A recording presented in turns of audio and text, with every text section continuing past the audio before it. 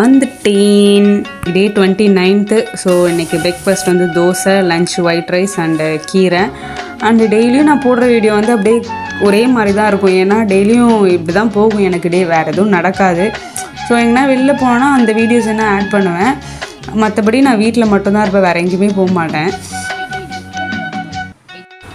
சொல்லுங்க, என்னங்க?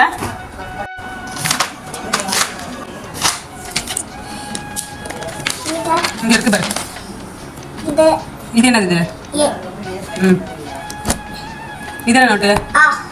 ஆ நோட்டா? ஆ போட கத்துக்கிட்டியா? சூப்பர். நீயா போடல அப்ப? சக்கனியா? என்ன சக்கனி? தேங்காய் சக்கனி, தோசை. பாய்.